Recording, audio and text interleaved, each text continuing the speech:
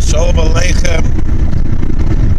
Good morning, everybody. I wanted to listen to Glenn Beck on the radio, but on my trip, I wind up that I lose the reception for the station, and it's a little bit. I'm a little bit ahead of myself this morning. I read a few interesting articles in the forward this morning online, talking about really the crossing between religion and politics. And it reminded me, there was one article about how basically this author, Ms. Eisner, she was saying that, there's so many, that the choice of the education secretary yesterday was a wedge, a further wedge that the current presidential administration is placing between the Jewish communities.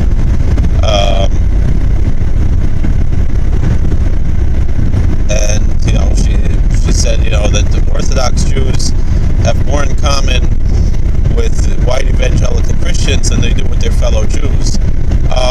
Again, that comes down to something I always discuss. Judaism is a religion and not a race. So someone is your fellow Jew because they're kamocha b'torah v'mitzvos.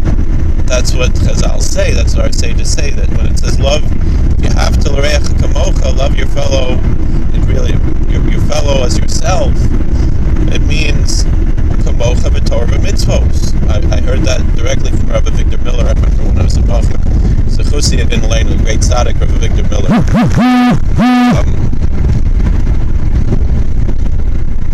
Anyway, so what are we talking about here? It's as far as fellowship. Sure, we have fellowship as human beings. We have fellowship as Americans. Do we really have fellowship with Jews who do not share our Jewish values and who conflate different values with Jewish values? Do we have fellowship as Jews with them? Sure, we can have fellowship in other things. There may be a certain amount of Jewish fellowship, perhaps, but it's very difficult to say so. Now, to go a little further, I remember, there was another article about Steve Bannon. It wasn't as interesting as I thought it would be. And then there was another article also, wasn't as interesting as I thought it would be, about how the reform movement risks losing their inclusiveness because of their strong political stances. And I remember some years ago, Glenn Beck, he apologized for this, but I don't know if he really had to apologize. I understand the hyperbolous feelings of the statement that he said, but he was saying in two opposite ways.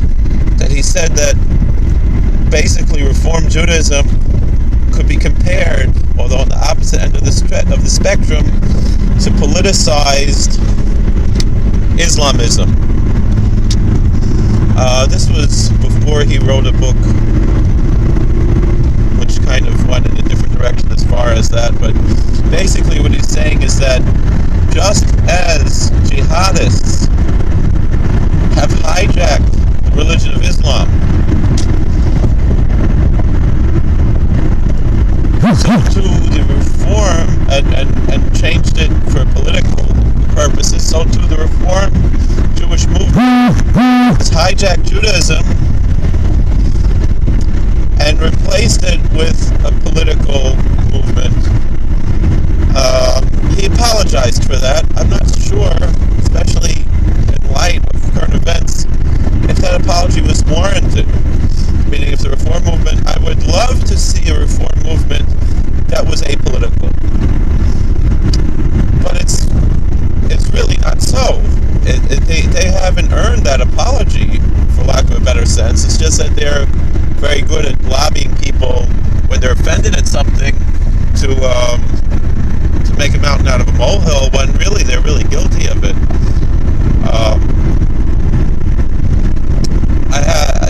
I worked for some time as Masker Ayoim, but I did so with the approval of a Poisik of Dayan, actually a Yid, a Talmud of Samarov,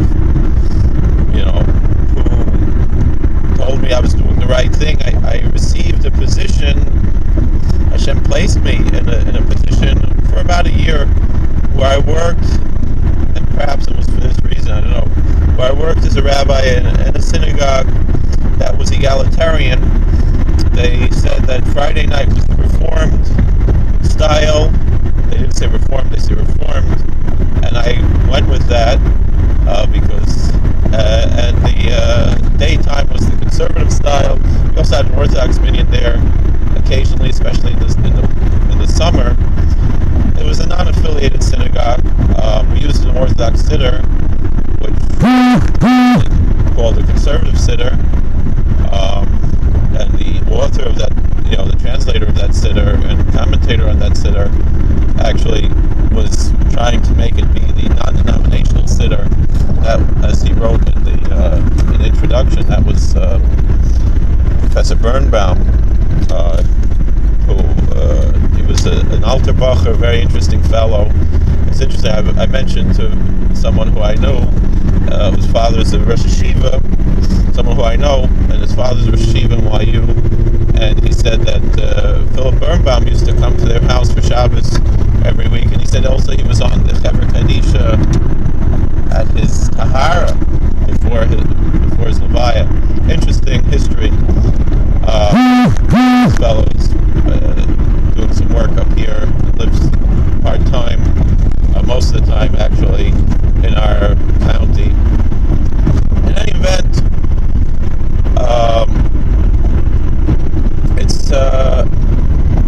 I was working in this synagogue, and there was one fellow. I don't want to embarrass him. I know he watches his videos occasionally. Very, very upstanding individual. Someone who was just has tremendous gravitas. Someone who I admire very much to be just not only a mensch, but a role model, a real man. And it's interesting, he grew up in a Reformed temple locally, and he was a member there for many years, but he was very unhappy with it because of the political turns that he took. This man, and he still says he's basically a Reformed Jew. That's what I don't know today. At that time, that's what he was saying, meaning as far as observance, his ideology, I think, was more orthodox, his doctrine, and that's really what orthodoxy is about. There's a difference between orthodoxy and orthopraxy.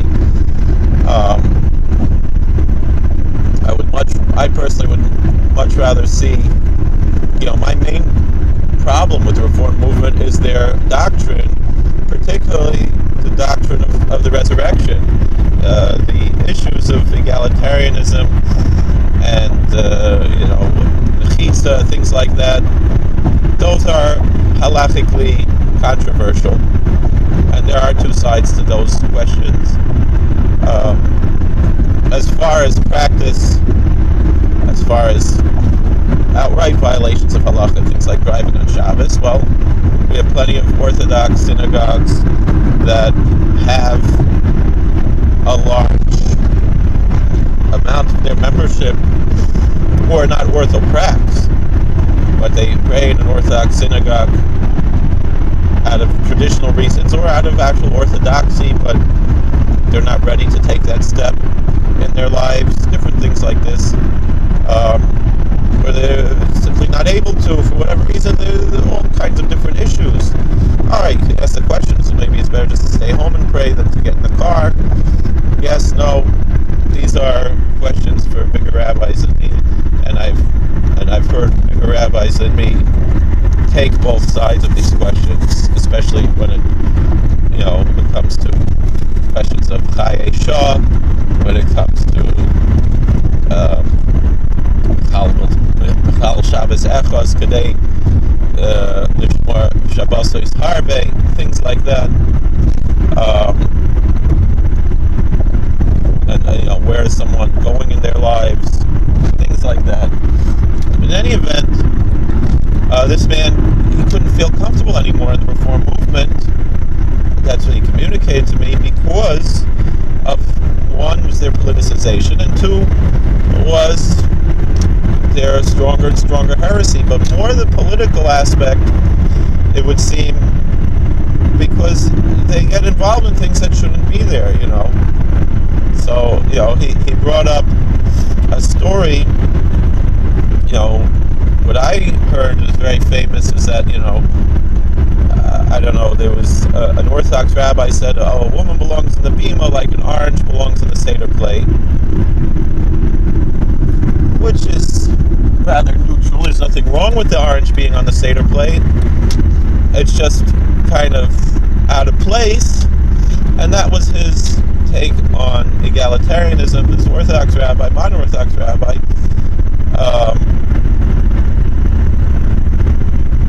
wasn't to say that it's an outright prohibition. It doesn't go. Kind of like in the Lithuanian yeshivas, they often would say that a single man with a beard was like a necktie with pajamas. You don't earn to have a beard until you're married. And once you're married, then you can stop shaving. As opposed to the Hasidic approach, which would be that you shouldn't shave at all. Of course, all Orthodox Jews agree you can't shave with a razor, or most do, I would say. But with electric razors, things like that. So for the most part, in the Lithuanian yeshivas, the single guys, they would take off their beards. Of course, that comes out of a time and place where it wasn't acceptable in society to have a beard, and when we live in a society where having a beard is more acceptable, and that and yet ultra-Orthodox Jews don't, it's something to think about. But on the other hand, if you are part of a particular community, you should follow the norms of that community, things like that. So again, it's almost like saying a necktie with pajamas. That's really what's saying. Now, this fellow, he said that he was attending a class in, a Jewish, it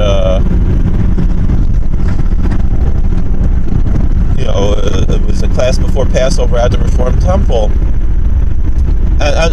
So what I was saying is that in light of that, and because of that, certain egalitarian, feminist Jews, so forth, will actually put an orange on their Seder plate for that reason, to represent that inclusivity, which is kind of silly, but there's nothing technically wrong with it. And there have been these type of silly things, particularly throughout the 20th century. I remember there was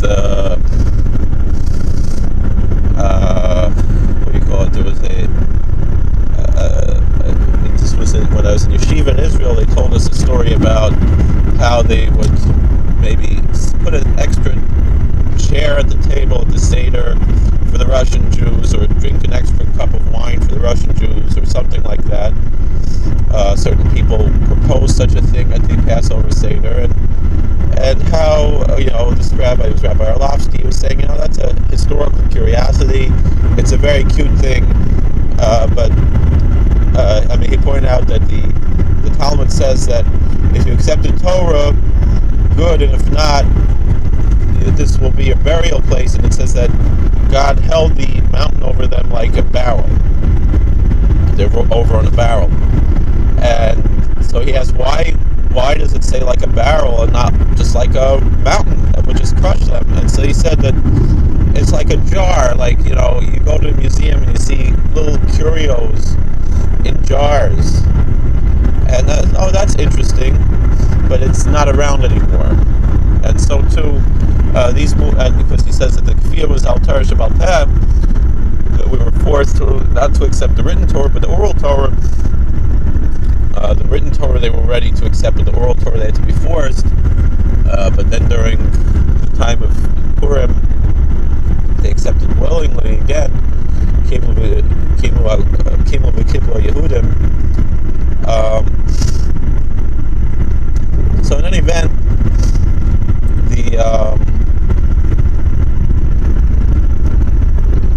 that's the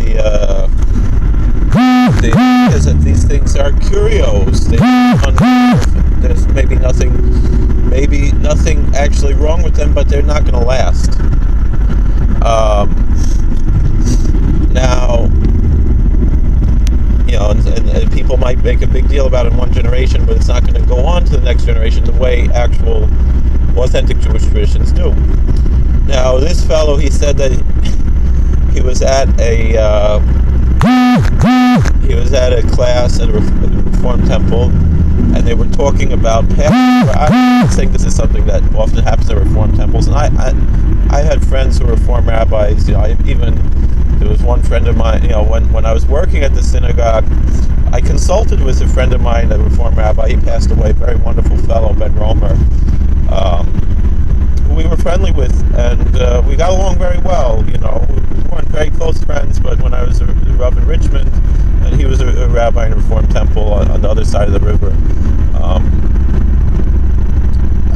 he unfortunately passed away pretty young. He was a very fine person.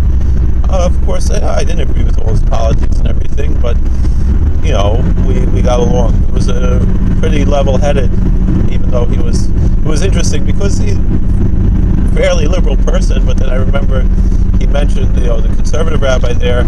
His son was the rabbi in Berkeley, and the Reform rabbi called it Berserkly. And I thought it was interesting that I thought he would be more from the Berkeley crowd, but I guess that's even too left-wing for him.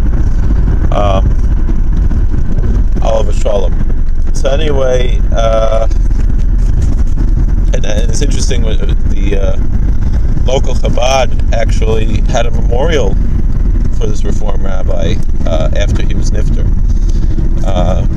Anyway, putting that aside,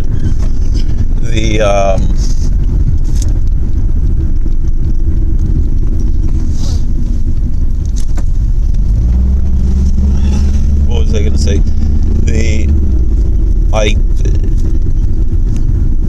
What we're seeing now. So anyway, he said that when they, that at this class they didn't say that they put an orange on the Seder plate, but they actually put chametz on the Seder plate because someone had said that a woman on the beam is like chametz on the Seder plate, which is an actual isser, of course. And he said, not but he was there, him and his wife were there, and there was another couple there, and the other couple was an interfaith couple. They actually were later the presidents of the shul where we were, and the non-Jewish husband, he was shocked by that, as he should have been, and really in many ways, non-Jews are better Jews than a lot of Jews are, which is kind of why I am very supportive of people who are seeking to convert, because I know they're going to be better Jews than 99% of Jews around. In any event,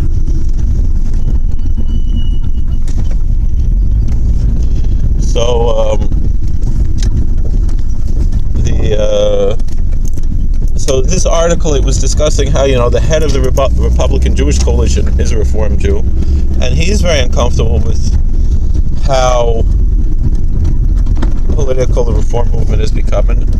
And really, in a sense, I don't see if very many people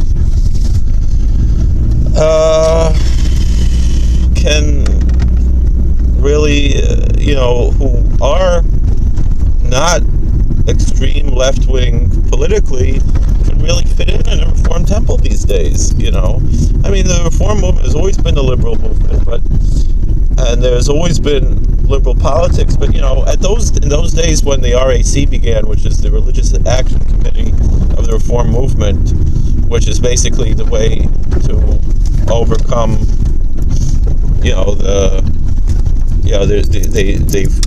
there's a whole discussion now about repealing the Johnson Amendment, which basically prevents religious organizations from sponsoring political campaigns with tax-free dollars, and all that does is it separates it doesn't silence churches in any way, it just separates out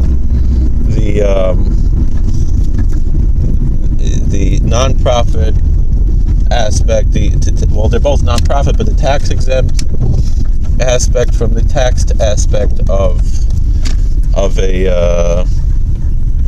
a church, a synagogue, or so forth, or other or religious groups.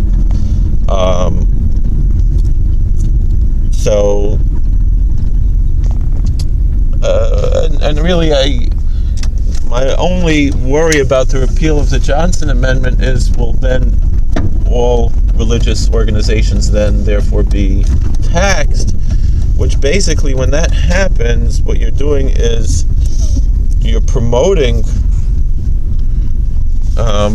rich churches and synagogues over poor ones, because the rich ones can afford to pay taxes, but the poor ones that are operating out of a storefront or a home office probably won't be able to survive if they start being taxed. They struggle as it is. Anyway, but if the tax exemption remains, so then I don't see any problem with it. And of course, it's equal to the liberal and the conservative and the neutral and the independent religious group. Then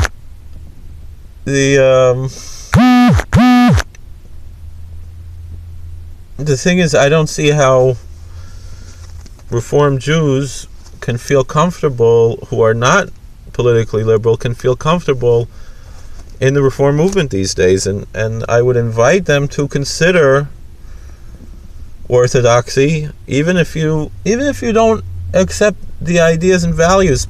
Try to check out an Orthodox synagogue.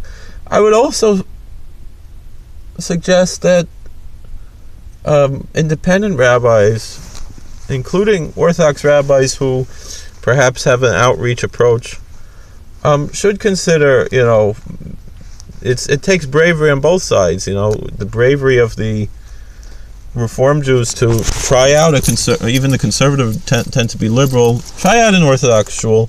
I remember when I was a Rav in Richmond, there was an old Zaidi who came to a dinner at our shul, and here I am with the shtreimel and the white socks and everything, and he said, you know what, if Orthodoxy was like this, because of I was just very accepting, very warm, very nice. He said, if Orthodoxy was like this when I was a kid, I would have never left. It's not your Zaydis Orthodoxy. When you had your Zaydis who left Orthodoxy, became Reform, it's not the same world as it was 80 years ago. That's one thing. So try it out. Be open-minded. That's one, especially if you're politically conservative, you probably will feel more comfortable. And the other thing is that the Orthodox communities are not monolithic. Not even the most ultra-Orthodox communities. I don't know any that are monolithic in their politics. A lot of them will find shared interests in local politics, but in national, basically for the interests of their own community. But in the areas of national politics, and a lot of people will say, it's a block vote. Whether it is or it isn't, it's not such a big community that it's really, it's not like a Harlem block vote, which is a humongous community. It's a very small community. We talk about 10,000 voters, I know, okay, on a local level, that might be something, but on a county level, it's nothing, and certainly not on a state or national level, which is why they generally don't take sides. Even they create these political action committees, which are separate from the synagogues. They don't get involved in national politics for the most part. Some do and some don't. Now, that being said, try it out. And also, Kiruv rabbis who are open-minded, which most Kiruv rabbis aren't, but some are,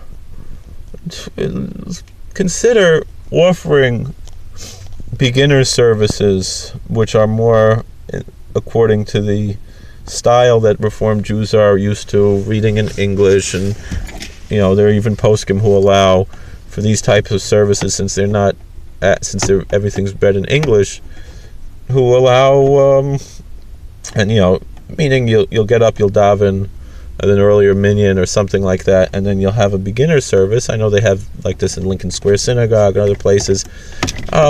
To offer more things like that, it's kind of condescending to call it a beginner service, maybe call it a family service, maybe call it a contemporary service, something like that. A lot of churches do that. They'll say they have a traditional service and a contemporary service. So something along those lines, in order to give people who grew up in these Reform temples, who are fed up with the politics of them, to give them where to go, and probably eventually they'll make it into the Orthodox. This particular person who I mentioned, who like I said, I look up to him very much, he, now the only synagogue in his town, the synagogue we were at, closed down because of internal politics, unfortunately, but